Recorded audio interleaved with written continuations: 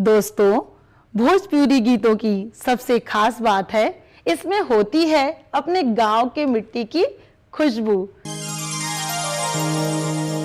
कि नया नहर कनिया बानी, नया नहर कनिया,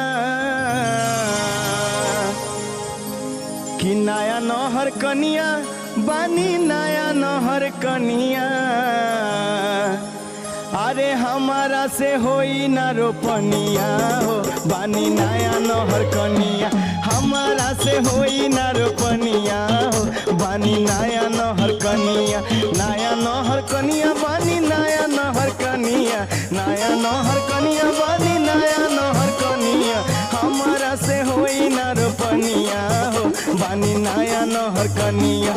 हमारा से होई ना रोपनिया हो, बानी नया नहर कनिया।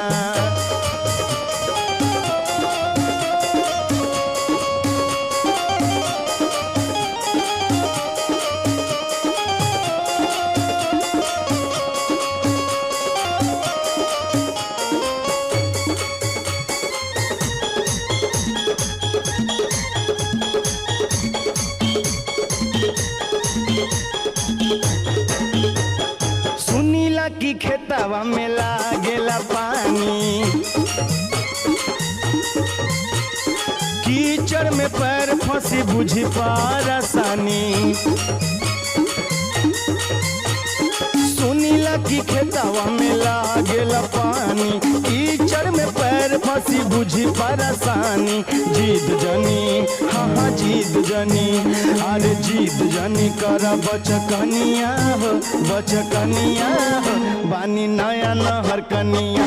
हमारा से होई ना रोपनिया हो, बानी नया नहर कनिया।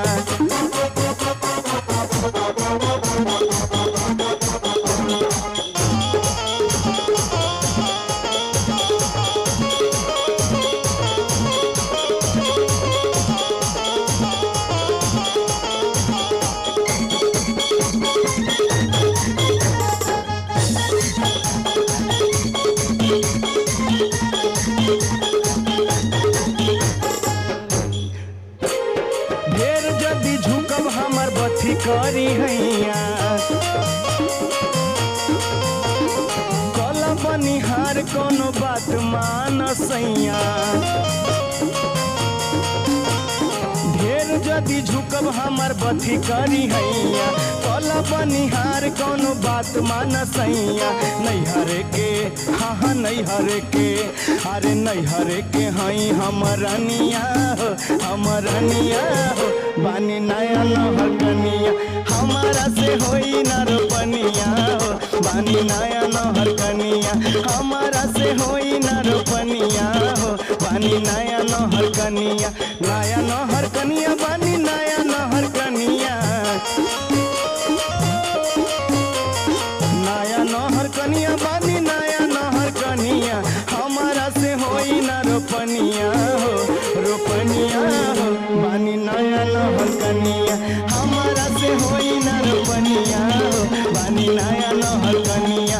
हमारा से होई ना रोपनिया हो, बानी नया नहर कनिया।